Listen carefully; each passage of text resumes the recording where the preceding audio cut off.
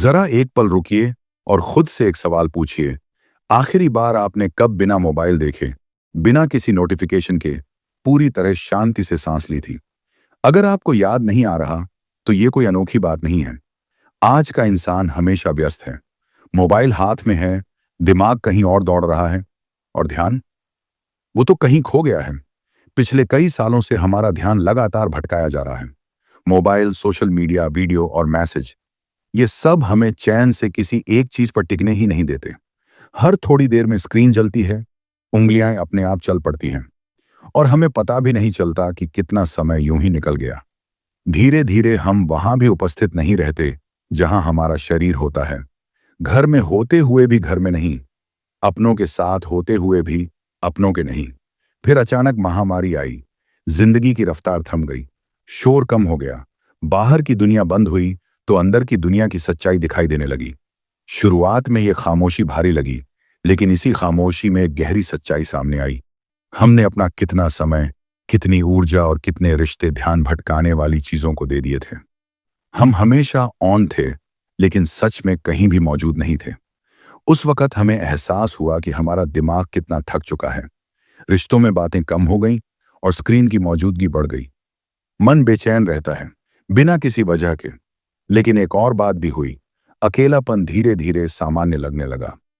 लोगों से मिलना कम हो गया, जबकि सच ये है कि इंसान का दिमाग अकेले रहने के लिए नहीं बना है। उसे ध्यान भी चाहिए और लोगों की जरूरत भी। इस ऑडियो में हम यही बात सरल तरीके से समझेंगे कि इस डिजिटल जमाने में अपना ध्यान कैसे वापस पाया जाए, कैसे मोबाइल हमारे हाथ में रहे लेकिन हम मोबाइल के नहीं, और कैसे फोकस बनाते हुए भी हम अपनों से जुड़े रह सकें। अध्याय 1, ध्यान की चोरी, हमारा सबसे कीमती संसाधन। सोचिए जरा, क्या होगा अगर कोई हर दिन आपकी जेब से थोड़ी थोड़ी धनराशि निकाल ले? इतना थोड़ा कि आपको इसका एहसास ना हो, लेकिन जब साल के अंत में हिसाब लगाएं, तो देखिएगा आपकी जेब लगभग खाली हो चुकी है। आप क्या कहेंगे, इतना पैसा गया कहां? आज हम सबके साथ ठीक यही हो रहा है। फर्क सिर्फ इतना है कि यहां पैसे की बात नहीं है, बल्कि हमारा ध्यान चोरी हो रहा है। ध्यान यानी आपकी एकाग्रता, आपकी मानसिक ऊर्जा और इस पल में आपका पूरा होना। ये चोरी शोर मचाकर नहीं होती, न कोई चेतावनी देती है, बस धीरे धीरे सब कुछ खींच लेती है। सुबह आंख खुलते ही आपका हाथ इंस्टिंक्टिवली फोन की ओर बढ़ जाता है। बस 2 मिनट सोचकर स्क्रीन पर नजर डालते हैं, फिर 5 मिनट, फिर 10, और देखते ही देखते आधा घंटा निकल जाता है। नहाते वक्त भी दिमाग किसी वीडियो में अटका होता है। खाना खाते वक्त भी स्क्रीन हमारे सामने होती है। जब हम किसी अपने से बात कर रहे होते हैं, तब भी आधा ध्यान कहीं और होता है। आइए एक सीधा सा उदाहरण लेते हैं। आप किसी दोस्त के साथ बैठे हैं, वो दिल से कुछ बता रहा है, तभी फोन पर नोटिफिकेशन आता है। आप कहते हैं, 1 सेकंड। आपको लगता है कि कोई बड़ी बात नहीं, लेकिन उस 1 सेकंड में आप वहां से हट गए। वो पल टूट गया, वो जुड़ाव कमजोर हो गया। यही छोटे छोटे पल मिलकर रिश्तों को धीरे धीरे खोखला कर देते हैं। अब जरा सोचिए, दिन में कितनी बार आपका ध्यान टूटता है? 50 बार, 100 बार, या उससे भी ज्यादा? आपका दिमाग थकता नहीं है क्योंकि आप ज्यादा मेहनत करते हैं, बल्कि इसलिए थकता है क्योंकि उसे बार बार खींचा जाता है। आज की दुनिया ध्यान की भूखी है। हर ऐप चाहता है कि आप वहीं रुकें, हर वीडियो चाहता है कि आप उसे पूरा देखें, हर आवाज कहती है, अभी देखो। यही जरूरी है। धीरे धीरे दिमाग को आदत पड़ जाती है हर पल किसी न किसी चीज से भरे रहने की। फिर जब शांति मिलती है, तो बेचैनी होने लगती है।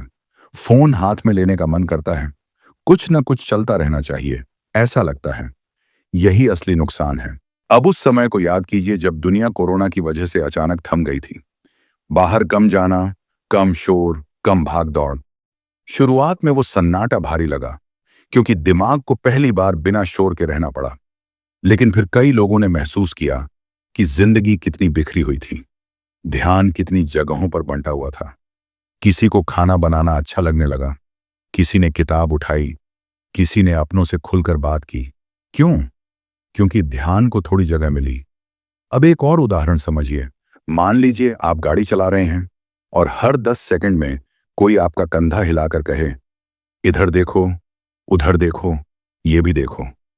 आप कितनी देर सही चला पाएंगे? यही हाल हमारे दिमाग का है। ध्यान कोई मामूली चीज नहीं है। यही वो चीज है जिससे हम सही फैसले लेते हैं, काम में गहराई आती है, रिश्तों में सच्चाई रहती है और जिंदगी महसूस होती है। जब ध्यान बढ़ता है तो जिंदगी भी बढ़ जाती है। आज सब कुछ होते हुए भी अंदर खालीपन महसूस होता है, क्योंकि हम कहीं भी पूरे नहीं होते। पैसा दोबारा आ सकता है, वक्त किसी तरह निकल जाता है, लेकिन अगर ध्यान चला गया तो जिंदगी हाथ से फिसल जाती है। इसलिए रुकिए और एक ईमानदार सवाल खुद से पूछिए, आज आपने अपना ध्यान कहाँ दिया और क्या वो सच में इसके लायक था? अध्याय 2, एक स्पष्ट मिशन, ध्यान को वापस अपने हाथ में लेना। अब जरा ईमानदारी से सोचिए, क्या जब आपका ध्यान इधर उधर भटकता है तो यह आपकी मर्जी से होता है? अक्सर नहीं। ज्यादातर बार कोई और तय कर रहा होता है कि आप क्या देखें, किस पर सोचें और किसे अपना समय दें। यही सबसे बड़ी समस्या है। जब तक ध्यान हमारे हाथ में रहता है, हम जिंदगी को अपने तरीके से जीते हैं, और जिस दिन ध्यान हमारे हाथ से निकल जाता है, उस दिन जिंदगी हमें चलाने लगती है। आइए इसे एक आसान उदाहरण से समझते हैं। मान लीजिए आप बाजार गए हैं केवल सब्जी लेने, लेकिन रास्ते में हर दुकानदार आपको खींचकर कुछ ना कुछ दिखाने लगता है। कोई कहता है, ये भी देख लो। कोई बोलता है, सिर्फ 2 मिनट लगेंगे। अगर आप साफ नहीं जानते कि आपको क्या चाहिए, तो क्या होगा? आप थक जाएंगे, परेशान होंगे और शायद घर कुछ ऐसा ले आए जिसकी जरूरत ही नहीं थी। ध्यान के साथ भी यही होता है। अगर आपके पास कोई साफ मिशन नहीं है, तो दुनिया आपके लिए मिशन बना देती है। कभी सोशल मीडिया, कभी वीडियो, कभी बेकार की खबरें, कभी दूसरों की जिंदगी। इसलिए सबसे पहला कदम है एक साफ मिशन। मिशन का मतलब कोई बड़ा भाषण नहीं है, बस इतना साफ जवाब कि मेरा ध्यान किस चीज पर जाना चाहिए, मेरे लिए क्या जरूरी है, मैं किस तरह की जिंदगी जीना चाहता हूं। अब एक छोटा सा अभ्यास सोचिए। अगर कोई आपसे पूछे, आप किस चीज पर ध्यान देना चाहते हैं, और आप तुरंत जवाब ना दे पाएं, तो समझ लीजिए आपका ध्यान अभी भी दूसरों के हाथ में है। मिशन ध्यान को दिशा देता है। बिना दिशा के ध्यान भटकता ही रहेगा। अब इसे एक और उदाहरण से समझते हैं। मान लीजिए आप गाड़ी चला रहे हैं और सामने कोई नक्शा नहीं है। कभी बाएं मुड़ते हैं, कभी दाएं, कभी रुकते हैं, कभी वापस आते हैं। थोड़ी देर बाद आप थक जाते हैं, पेट्रोल भी खत्म होता है और मंजिल का कोई पता नहीं। लेकिन अगर आपको पता हो कि जाना कहाँ है, तो रास्ते में आने वाली चीजें अपने आप छोटी लगने लगती हैं। ध्यान के लिए मिशन वही नक्शा है। अब सवाल उठता है, मिशन बनेगा कैसे? बहुत सरल तरीके से। कागज और कलम लीजिए और खुद से पूछिए, आप किस तरह की जिंदगी जीना चाहते हैं? आप किस चीज पर गर्व करना चाहते हैं? आप दिन के ज्यादातर घंटे किस काम में लगाना चाहते हैं? कोई भारी शब्द नहीं चाहिए, कोई परफेक्ट जवाब नहीं चाहिए, बस सच चाहिए। मान लीजिए आप लिखते हैं, मैं चाहता हूं कि मेरा ध्यान मेरे काम पर जाए, मेरे परिवार पर जाए और मेरी सेहत पर जाए।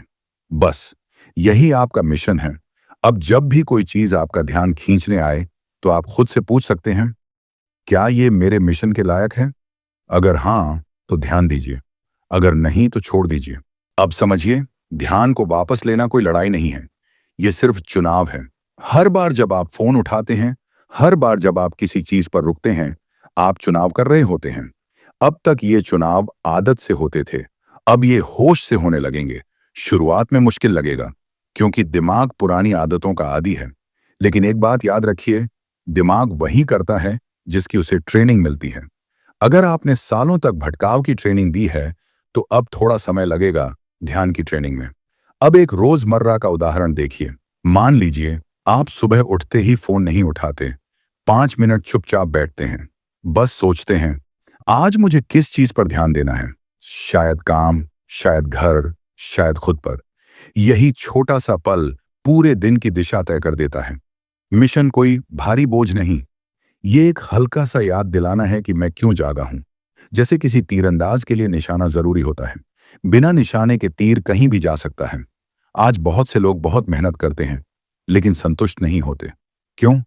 क्योंकि मेहनत है पर दिशा नहीं, ध्यान है पर मिशन नहीं। जब मिशन साफ होता है, तो ध्यान अपने आप मजबूत होता है। आप हर चीज पर नहीं कूदते, हर आवाज पर नहीं मुड़ते, हर चमकती चीज आपको नहीं खींचती। धीरे धीरे एक सुकून आने लगता है, मन हल्का लगता है, क्योंकि अब आप अपना ध्यान खुद तय कर रहे होते हैं। याद रखिए, दुनिया हमेशा आपका ध्यान चाहती रहेगी, लेकिन आपको तय करना है कि आप उसे देंगे या नहीं। एक साफ मिशन ध्यान की पहली सुरक्षा है, और जब ध्यान वापस आता है तो जिंदगी भी धीरे धीरे वापस आने लगती है। अध्याय 3, एकाग्रता की नींव, 5 स्तंभों की शक्ति। आइए एक बात को स्पष्ट करें, ध्यान कोई जादू नहीं है। यह न तो अचानक प्रकट होता है और न ही किसी चमत्कार से। ध्यान एक प्रक्रिया है, ठीक वैसे ही जैसे एक मजबूत घर की नींव का निर्माण होता है। अगर आपकी नींव मजबूत है तो ऊपरी मंजिलें अपने आप स्थिर रहती हैं, लेकिन अगर नींव कमजोर है तो थोड़ी सी समस्या भी सब कुछ हिला सकती है। यही बात एकाग्रता पर भी लागू होती है। इसकी भी अपनी नींव होती है, जो 5 मजबूत स्तंभों पर आधारित है। यदि इनमें से कोई एक भी कमजोर हो तो ध्यान भटकने लगता है। तो चलिए हम इन्हें एक एक करके सरल और स्पष्ट भाषा में समझते हैं। पहला स्तंभ, दृष्टि। दृष्टि का अर्थ है कि आपको स्पष्टता हो कि आप किस दिशा में जा रहे हैं। सुबह जब आप उठते हैं, यदि आपको यह नहीं पता कि आज आपको क्या करना है, तो आपका दिन बिना किसी दिशा के निकल जाएगा। लेकिन यदि आपको पता है कि आज आपको ये 3 काम करने हैं, तो आपका ध्यान अपने आप उन पर केंद्रित हो जाएगा। दृष्टि ही आपके ध्यान को मार्गदर्शन देती है। बिना दृष्टि के ध्यान भटकता रहता है। दूसरा स्तंभ, ईंधन यानी खाना। आपका मस्तिष्क कोई मशीन नहीं है जिसे हवा से चलाया जा सके। उसे भी सही ईंधन की आवश्यकता है। यदि आप गलत खान पान करते हैं तो आपका मस्तिष्क सुस्त हो जाता है। भारी भोजन के बाद आपको नींद आने लगती है, जिससे ध्यान स्थिर नहीं रह पाता। इसके विपरीत जब आप हल्का और पौष्टिक भोजन करते हैं, जैसे फल, सब्जियां और पानी, तो आपका मस्तिष्क तरोताजा रहता है। याद रखें, आपका पेट और मस्तिष्क एक दूसरे से जुड़े हुए हैं। यदि पेट खुश है तो मस्तिष्क भी शांत रहेगा। तीसरा स्तंभ, नींद। यह वह पहलू है जिस पर लोग अक्सर समझौता करते हैं। थोड़ी नींद कम हो जाए तो क्या फर्क पड़ता है? ऐसा सोचना गलत है। नींद वह समय है जब आपका मस्तिष्क खुद को ठीक करता है। यदि आप लगातार कम नींद लेते हैं तो आप छोटी छोटी बातों पर चिढ़ने लगते हैं और ध्यान भी स्थिर नहीं रह पाता। 7 से 8 घंटे की नींद कोई लग्जरी नहीं, बल्कि यह एक आवश्यकता है। चौथा स्तंभ, चलना फिरना यानी शरीर की हलचल। ध्यान केवल मस्तिष्क की चीज नहीं है, बल्कि शरीर भी इसमें शामिल है। यदि आप दिन भर बैठे रहते हैं तो मस्तिष्क सुस्त पड़ जाता है। हल्की सैर करने से मन हल्का हो जाता है। यह जरूरी नहीं कि आप घंटों व्यायाम करें। रोज थोड़ा चलना, सीढ़ियां चढ़ना या हल्की दौड़ करना भी काफी है। पांचवां और अंतिम स्तंभ, प्रकृति। प्रकृति सबसे शांत और प्रभावशाली स्तंभ है। हम अधिकतर समय दीवारों के बीच रहते हैं, स्क्रीन देखते हैं, जिससे हमारी आंखें और मस्तिष्क थक जाते हैं। लेकिन जैसे ही हम हरियाली देखते हैं और खुली हवा में जाते हैं, हमारा मन अपने आप शांत हो जाता है। पेड़ों की हवा, पक्षियों की आवाज और धूप की हल्की गर्माहट, इन सब में मस्तिष्क को आराम मिलता है। अब सोचिए, ये पांचों स्तंभ एक साथ मिलकर एकाग्रता की नींव बनाते हैं। यदि आपको लगता है कि आपका ध्यान कमजोर हो गया है, तो खुद को दोष देने की आवश्यकता नहीं है। बस इन स्तंभों पर ध्यान दें और देखें कि कहाँ कमी है। शायद आपकी नींद कम है, या शरीर थका हुआ है, या दिशा स्पष्ट नहीं है। छोटे छोटे सुधार बड़ा फर्क ला सकते हैं। आज ही सब कुछ ठीक करने की आवश्यकता नहीं है। बस एक स्तंभ चुनिए और वहीं से शुरुआत कीजिए। क्योंकि जब नींव मजबूत होती है तो ध्यान अपने आप टिकने लगता है, और तब जिंदगी भी थोड़ी साफ दिखने लगती है। अध्याय 4, दृष्टि की ताकत। जीवन का कंपास कैसे बनाएं? जरा सोचिए, जब आपसे कोई पूछता है कि आपकी सबसे बड़ी उलझन क्या है, तो आप क्या जवाब देते हैं? अक्सर यही सुनने को मिलता है, समझ नहीं आता क्या करूं। यहां असली समस्या समय की नहीं है, न ही मेहनत की, बल्कि यह दृष्टि की कमी है।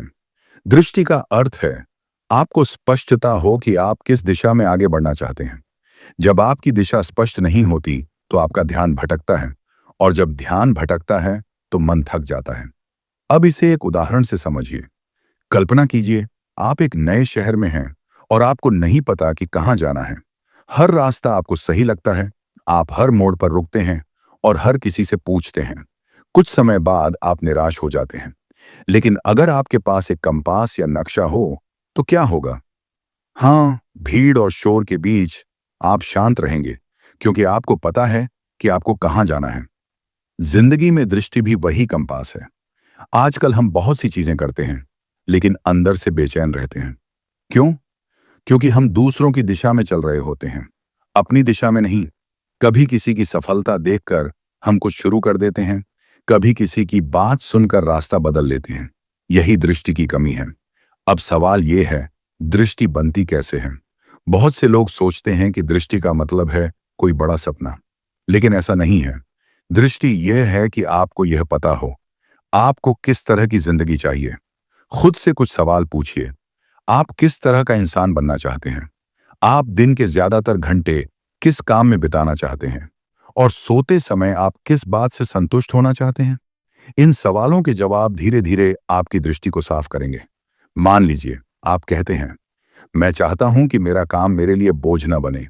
बस यही एक लाइन आपकी दृष्टि है। अब जब भी कोई काम आएगा, आप खुद से पूछेंगे, क्या यह मेरी इस दृष्टि के करीब है? अगर हां, तो ध्यान वहां जाएगा।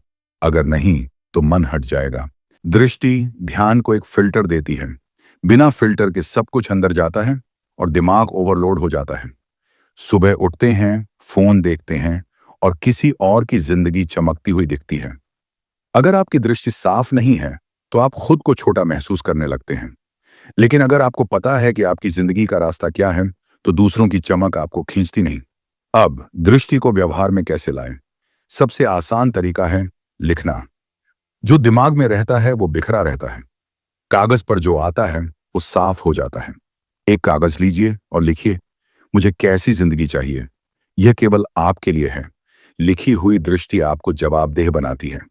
अब एक रोजमर्रा का उदाहरण लें। मान लीजिए, आपने लिखा है, मैं चाहता हूं कि मेरा ध्यान मेरे परिवार पर जाए। अब अगर आप घर आकर भी फोन में घुसे रहते हैं, तो मन अंदर से खटकता है, क्योंकि आपकी दृष्टि आपको टोकती है और यही टोक आपको सही रास्ते पर लाती है।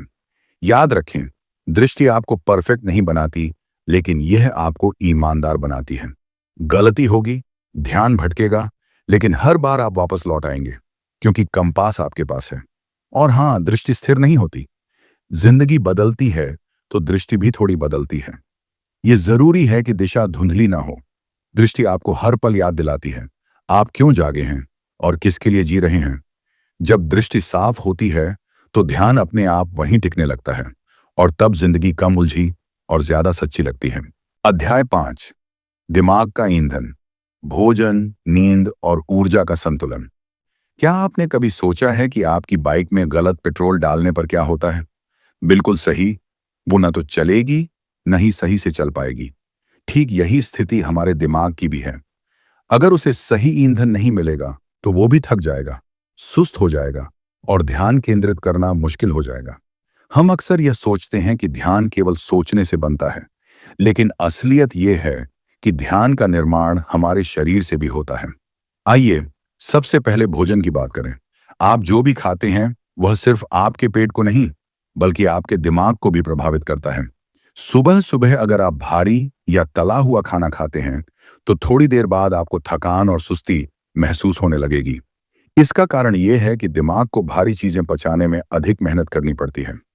अगर आप हल्का और ताजा खाना जैसे फल, सब्जी, दाल चावल का सेवन करते हैं और पर्याप्त पानी पीते हैं, तो आपका शरीर हल्का और दिमाग साफ रहेगा। पेट और दिमाग एक टीम की तरह काम करते हैं। यदि पेट में कोई गड़बड़ है, तो दिमाग भी बेचैन रहेगा। अब नींद की बात करें। कई लोग इसे एक साधारण चीज मानते हैं, आज कम सो लिए, कल ज्यादा सो लेंगे। लेकिन नींद कोई उधार की चीज नहीं है।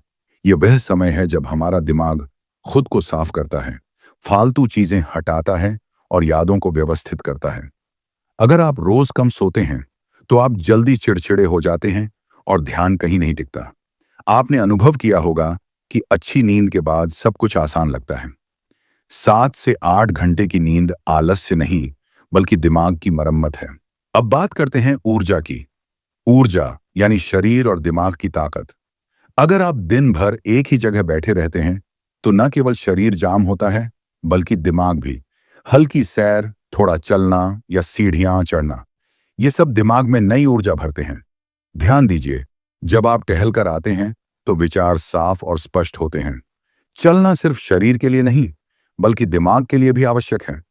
अब इन तीनों को एक साथ मिलाकर सोचिए, खाना, नींद और चलना। यदि आप इन तीनों में थोड़ा ध्यान रखते हैं, तो दिमाग अपने आप बेहतर काम करने लगेगा। कोई कठिन नियम नहीं, बस इतना: खाना हल्का, नींद पूरी और रोज थोड़ा चलना। अब एक उदाहरण लेते हैं। मान लीजिए आपने रात को देर तक मोबाइल चलाया, 4 घंटे सोए और सुबह जल्दी उठ गए, नाश्ता भी छोड़ दिया। अब बताइए, आपका दिमाग कितना अच्छा काम करेगा? थोड़ी देर में थकान, चिड़चिड़ापन और भटकाव शुरू हो जाएगा। लेकिन अगर आपने अच्छी नींद ली, कुछ सही खाया और थोड़ा चला, तो ध्यान केंद्रित करना बहुत आसान हो जाएगा। इसीलिए यदि आपको लगता है कि आपका ध्यान कमजोर है, तो खुद को दोष मत दीजिए। बस अपने शरीर को देखिए, शायद वो थका हुआ है या उसे सही ईंधन की जरूरत है। दिमाग कोई मशीन नहीं है जिसे जोर से चलाया जाए, उसे सहारा चाहिए, और जब उसे सही सहारा मिलता है, तो ध्यान अपने आप आपके साथ चलने लगता है। अध्याय 6: चलना, थकना और संभलना। शरीर से ध्यान तक का रास्ता आप जानते हैं। ध्यान का एक गहरा रिश्ता हमारे शरीर से है। अक्सर हम सोचते हैं कि ध्यान केवल दिमाग की क्रिया है, लेकिन असलियत यह है कि यह सब कुछ हमारे शरीर से शुरू होता है। जब शरीर थका हुआ होता है, तो दिमाग भी सुस्त पड़ जाता है। चलिए जरा सोचिए, जब आप दिन भर बैठे रहते हैं, फोन में खोए रहते हैं, बाहर नहीं निकलते, क्या उस दिन आपका मन भारी नहीं लगता? छोटी छोटी बातों पर चिड़चिड़ापन, काम में मन न लगना और ध्यान का बार बार टूटना, ये सब हमारे शरीर की स्थिति का परिणाम होते हैं। मान लीजिए आपने पूरी रात जागकर बिताई, सुबह उठते हैं और शरीर थका हुआ होता है, आंखें जल रही होती हैं। ऐसे में अगर कोई आपसे कहे, ध्यान लगाकर ये काम करो, तो क्या आप कर पाएंगे? शायद नहीं, क्योंकि आपका शरीर ही साथ नहीं दे रहा। ध्यान कोई बटन नहीं है जिसे दबाकर चालू किया जा सके। यह तो शरीर और दिमाग की सामूहिक स्थिति है। चलना, थोड़ी पसीना बहाना और थोड़ी थकान, ये सब ध्यान की तैयारी में मदद करते हैं। जब आप चलते हैं तो खून तेजी से बहता है और दिमाग को अधिक ऑक्सीजन मिलती है। यही वजह है कि बहुत से लोग टहलते हुए सबसे अच्छे विचारों की खोज करते हैं। अब सोचिए, अगर आप पूरे दिन बैठे रहें, शरीर को कोई काम न मिले, तो दिमाग भी सुस्त पड़ जाता है। चलना ध्यान का दरवाजा खोलता है। अब थकान की बात करें। आजकल लोग थकान से डरते हैं, सब कुछ आसान चाहते हैं, आराम ही आराम चाहिए। लेकिन सही थकान का अनुभव करना जरूरी है। जब आप थोड़ी मेहनत करते हैं, चलते हैं, सीढ़ियां चढ़ते हैं या हल्का काम करते हैं, तो रात की नींद गहरी होती है और अच्छी नींद दिमाग को तरोताजा करती है। ये सब एक चक्र बन जाता है: चलना, थकना, अच्छी नींद, बेहतर ध्यान। अब संभलने की बात करें। संभलना मतलब अपने शरीर और दिमाग को फिर से संतुलन में लाना। हर दिन की भागदौड़, स्क्रीन और शोर, ये सब दिमाग को थका देते हैं। इसलिए दिन में छोटे छोटे ब्रेक लेना जरूरी है। बस 5 मिनट खड़े हो जाएं, खिड़की से बाहर देखें, गहरी सांस लें। ये छोटे पल दिमाग को रीसेट करते हैं। मान लीजिए आपने 2 घंटे लगातार फोन या लैपटॉप पर ध्यान दिया, आपकी आंखें दुखने लगती हैं, मन भारी हो जाता है। अगर आप उस वक्त 5 मिनट चल लें, तो शरीर में बदलाव आता है और ध्यान भी थोड़ा लौट आता है। हम अक्सर सोचते हैं कि ब्रेक लेना समय की बर्बादी है, लेकिन असल में ब्रेक ध्यान की मरम्मत है। अब ये सब सुनकर ऐसा न सोचें कि आपको जिम जाना है या घंटों कसरत करनी है। नहीं, बस इतना ही काफी है। दिन में थोड़ा चलना, लंबे समय तक बैठे न रहना और शरीर की बात सुनना। अगर शरीर कहे थक गया हूं, तो थोड़ी देर रुक जाए, क्योंकि जब शरीर संभलता है, तो दिमाग भी संभलता है। ध्यान कोई जबरदस्ती पकड़ी गई चीज नहीं है। यह अपने आप आता है जब शरीर ठीक होता है। याद रखें, शरीर वो जमीन है जिस पर ध्यान उगता है। अगर जमीन सूखी है, तो कुछ नहीं उगेगा। लेकिन अगर जमीन को थोड़ी हवा, थोड़ा पानी और थोड़ी हलचल मिले, तो ध्यान भी धीरे धीरे मजबूत होने लगता है। अध्याय 7: प्रकृति का स्पर्श, जहां ध्यान खुद ब खुद लौट आता है। कभी आपने गौर किया है, जब आप किसी पेड़ के नीचे खड़े होते हैं या खुली आसमान की ओर देखते हैं, तो मन अपने आप ही शांत हो जाता है। कोई प्रयास नहीं करना पड़ता, कोई नियम नहीं अपनाना होता, बस वहां होना ही काफी है। यही है प्रकृति की अद्भुत ताकत।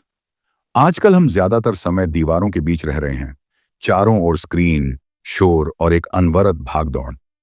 आंखें हर पल कुछ न कुछ देख रही होती हैं और दिमाग हर पल कुछ ना कुछ सोच रहा होता है।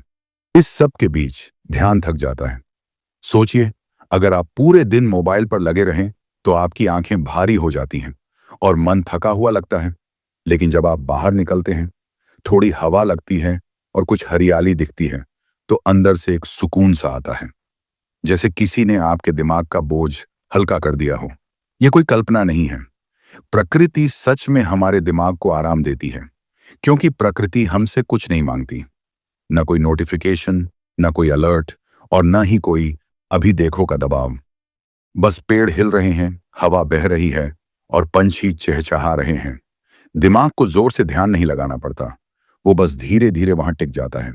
इसीलिए कई लोग कहते हैं कि उन्हें पार्क में टहलते हुए या पहाड़ों में सबसे ज्यादा शांति मिलती है। जब आप स्क्रीन देखते हैं तो दिमाग को हर पल कुछ समझना पड़ता है। कौन सा वीडियो है, कौन सी खबर है, कौन सा मैसेज आया। लेकिन जब आप पेड़ या आसमान देखते हैं तो कुछ समझने की जरूरत नहीं होती, दिमाग को आराम मिल जाता है। अब एक और उदाहरण लें। मान लीजिए आप किसी नदी के पास खड़े हैं, पानी बह रहा है और आप उसे बस देखते रहते हैं, कुछ सोचते नहीं। कुछ देर बाद मन हल्का लगने लगता है। यही वजह है कि पानी, पेड़ और खुली जगहें ध्यान को वापस लाती हैं। आज की जिंदगी में प्रकृति से दूरी ध्यान की सबसे बड़ी दुश्मन बन गई है। हम घर से दफ्तर, दफ्तर से घर, बीच में बस रास्ता, हरियाली कम, खुला आसमान कम। फिर हम कहते हैं ध्यान नहीं लगता। ध्यान कैसे लगेगा जब दिमाग को आराम ही नहीं मिलेगा? इसका मतलब यह नहीं कि आपको जंगल में जाकर रहना है। नहीं, बस थोड़ी सी प्रकृति हर दिन जिंदगी में लानी है। 5 मिनट खुला आसमान देख लेना, 10 मिनट किसी पेड़ के पास खड़े होना या पार्क में थोड़ा टहल लेना, इतना ही काफी है। अब एक रोजमर्रा का उदाहरण। मान लीजिए आप काम के बीच में थक गए हैं, मन भारी है। अगर आप फोन उठाते हैं तो दिमाग और थक जाएगा। लेकिन अगर आप खिड़की के पास खड़े होकर आसमान देख लें तो कुछ ही मिनट में मन थोड़ा हल्का हो जाता है। प्रकृति दिमाग को धीरे धीरे गोद में ले लेती है। इसलिए जब भी ध्यान टूटे या मन भटके, थोड़ी प्रकृति की तरफ जाइए। पेड़, हवा, धूप या खुला आकाश, इनमें कुछ तो मिलेगा जो आपको वापस इस पल में ले आएगा। ध्यान जोर से पकड़ने से नहीं आता, वो तब आता है जब दिमाग को थोड़ी शांति मिलती है, और शांति प्रकृति बहुत अच्छे से देती है। अध्याय 8, समय की रक्षा, प्राथमिकताएं, सीमाएं और गहरा काम। चलो एक ईमानदार सवाल करते हैं। आपका दिन वास्तव में किसका होता है? आपका, या उन सभी चीजों का जो बीच में आ जाती हैं? सुबह उठते ही आपके फोन की घंटी, मैसेज, काम, लोगों की बातें, इन सब ने मिलकर आपके दिन को चुरा लिया है। और जब शाम होती है तो आप सोचते हैं पूरा दिन बीत गया, लेकिन किया क्या? असल में समस्या समय की कमी नहीं है, बल्कि समय की रक्षा की कमी है। इसे एक सरल उदाहरण से समझिए। मान लीजिए आपके पास एक खाली जार है। यदि आप पहले उसमें रेत डालते हैं तो बड़े पत्थरों के लिए जगह नहीं बचेगी। लेकिन अगर पहले बड़े पत्थर डालें, यानी जरूरी काम, फिर छोटे कंकड़ और अंत में रेत डालें, तो सब कुछ समा जाता है। समय भी ऐसा ही है। अगर आप दिन की शुरुआत छोटे छोटे कामों से करते हैं, जैसे मैसेज, सोशल मीडिया या छोटी मोटी बातें, तो बड़े काम पीछे रह जाते हैं। इसलिए सबसे पहली चीज है प्राथमिकता। हर दिन खुद से पूछिए, आज का सबसे जरूरी काम क्या है? एक, बस एक। अगर वह पूरा हो गया तो आपका दिन सफल है। अब बात करते हैं सीमाओं की। सीमाएं वो हैं जहां आप नहीं कहेंगे। हर कोई आपका समय लेना चाहता है, हर काम अभी का टैग लेकर आता है। लेकिन सच ये है कि सब कुछ अभी नहीं होता। अगर आप हर बार तुरंत जवाब देते हैं तो आपका ध्यान कभी गहरा नहीं होता। मान लीजिए आप किसी काम में डूबे हैं और फोन बजता है। अगर आप तुरंत उठाते हैं तो आपका ध्यान टूट जाता है। वापस उस गहराई में जाना बहुत मुश्किल हो जाता है। इसलिए कुछ समय को पवित्र समझिए। जब आप किसी जरूरी काम में हों तो फोन दूर रखें, दरवाजा बंद रखें, दुनिया को थोड़ी देर इंतजार करवाइए। यही सीमाएं हैं। अब गहरे काम की बात करते हैं। गहरा काम वो है जिसमें पूरा ध्यान लगता है, जहां समय का पता नहीं चलता। यही काम जिंदगी बदलते हैं। लेकिन गहरा काम शोर में नहीं होता, ये शांति में होता है। इसीलिए अपने दिन में थोड़ा समय बस इसी के लिए रखें, बिना फोन, बिना किसी विघ्न के। शुरुआत में 5 मिनट भी काफी है। धीरे धीरे आपका दिमाग इस आदत का आदी हो जाएगा। याद रखिए, समय को बचाया नहीं जाता, समय की रक्षा की जाती है। जो अपनी सीमाएं तय करता है वही अपने ध्यान को बचाता है, और जो ध्यान बचाता है वही सच में अपनी जिंदगी जीता है। अध्याय 9, यहीं और अभी, उपस्थिति, अभ्यास और आत्मनियंत्रण। दोस्तों, क्या आपने कभी सोचा है कि हम अक्सर अपने शरीर के साथ होते हैं, लेकिन हमारा मन कहीं और भटकता रहता है? हम चाय की चुस्की लेते हुए वीडियो देखने में लगे होते हैं, चलते फिरते कुछ और सोचते हैं, और किसी से बात करते समय अगले जवाब की तैयारी कर रहे होते हैं। यही कारण है कि दिन बीत जाता है, लेकिन मन के अंदर एक अधूरापन बना रहता है। इसे हम उपस्थिति की कमी कहते हैं। उपस्थिति का मतलब है जहां आप हैं वहीं पूरी तरह से मौजूद रहना। चलिए इसे एक छोटे से उदाहरण से समझते हैं। मान लीजिए आप अपने दोस्त के साथ चाय पर हैं। वह कुछ कह रहा है, लेकिन अगर आपका फोन मेज पर रखा है तो आपका ध्यान उस पर बंट जाता है। लेकिन जब फोन आपकी जेब में है तो आप अपने दोस्त को बेहतर तरीके से महसूस कर पाते हैं। यही होता है उपस्थित होना और बस मौजूद होना। उपस्थिति कोई जटिल प्रक्रिया नहीं है, ये छोटे छोटे चुनावों से बनती है। जैसे खाने के समय सिर्फ खाना खाना, चलने के समय बस चलना, और सुनने के समय सिर्फ सुनना। अब बात करते हैं अभ्यास की। हमारा दिमाग वही करता है जिसका उसे अभ्यास होता है। अगर आपने सालों तक हर थोड़ी देर में फोन देखने का अभ्यास किया है तो अचानक चुप रहना आपको अजीब लगेगा। इसलिए उपस्थिति भी एक अभ्यास है। शुरुआत छोटे से करें। दिन में एक बार 5 मिनट के लिए चुप बैठिए। बस अपनी सांस पर ध्यान दीजिए। कुछ नहीं करना है, कुछ बनना नहीं है, बस इस पल में रहिए। धीरे धीरे आपका दिमाग इस शांति का आदी हो जाएगा। अब आत्मनियंत्रण की बात करें। आत्मनियंत्रण का मतलब है अपने आप को हर इच्छा पर न चलने देना। आपको फोन उठाने का मन होगा, कुछ देखने का मन होगा, लेकिन हर बार उस इच्छा को हाँ कहना जरूरी नहीं। जब आप अभी नहीं कहते हैं तो आपका ध्यान मजबूत होता है। एक रोजमर्रा का उदाहरण लेते हैं। मान लीजिए आप काम कर रहे हैं और फोन पर आवाज आई। आपने उसे 5 मिनट तक नहीं उठाया। बस यही आत्मनियंत्रण है, और यही आपके ध्यान को बचाता है। उपस्थिति, अभ्यास और आत्मनियंत्रण, ये तीनों मिलकर आपके दिमाग को यहीं और अभी लाते हैं। जब आप इस पल में होते हैं तो चिंता कम होती है, तनाव कम होता है, और जिंदगी कहीं अधिक असली लगती है। तो चलिए इस यात्रा को शुरू करें। अपने मन को वर्तमान में लाने की कोशिश करें और देखें कि कैसे आपकी जिंदगी में बदलाव आता है। अध्याय 10, ध्यान का महत्व, सुनना, जुड़ना और जिज्ञासा को बनाए रखना। अक्सर लोग समझते हैं कि ध्यान का अर्थ है अकेले बैठकर किसी चीज पर ध्यान केंद्रित करना, लेकिन असल में ध्यान का असली उपयोग तो हमारे रिश्तों में होता है। सोचिए, जब आप किसी से बात कर रहे होते हैं और वह कुछ बता रहा है, लेकिन आपका मन अपने जवाब की तैयारी में लगा होता है। आप सुन तो रहे हैं लेकिन असल में सुन नहीं रहे। यही तो कारण है कि कई बार बातचीत में हल्कापन आ जाता है। अब एक और उदाहरण लेते हैं। मान लीजिए आपका एक दोस्त थोड़ा परेशान है। यदि आप बस हाँ हाँ करते रहें और अपने फोन पर ध्यान दें तो वह खुद को अकेला महसूस करेगा। लेकिन यदि आप उसकी आंखों में देखें और बिना किसी रुकावट के उसकी बात सुने तो वह हल्का महसूस करेगा। यही है ध्यान से सुनना, शब्दों के पीछे की भावनाओं को समझना। अब बात करते हैं जुड़ाव की।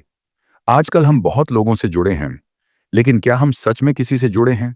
संदेश, कॉल्स तो हैं, लेकिन दिल की बातें बहुत कम होती हैं। जुड़ाव तब बनता है जब हम थोड़े खुले होते हैं। जब हम कहते हैं मुझे भी ऐसा ही लगा था, या मैं भी डर गया था। ये छोटे वाक्य दो इंसानों के बीच की दूरी को कम कर देते हैं।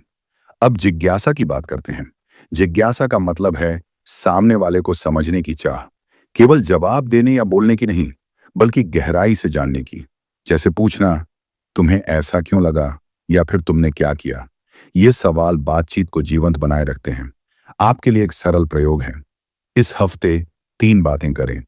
नंबर 1, किसी से मिलते समय अपना फोन जेब में रखें। नंबर 2, किसी की बात को बीच में न काटें। नंबर 3, एक ऐसा सवाल पूछें जो सामने वाले को थोड़ा खोल दे। बस इतना। आप देखेंगे कि बातचीत में कितना बदलाव आएगा। रिश्ते हल्के नहीं बल्कि गहरे लगने लगेंगे।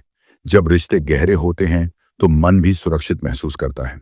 ध्यान अकेले नहीं पनपता, वह इंसानों के बीच मजबूत होता है। जब आप किसी को सच में सुनते हैं तो आपका ध्यान भी मजबूत होता है, क्योंकि तब आप इस पल में होते हैं, इस इंसान के साथ होते हैं, और यही है सच्ची जिंदगी।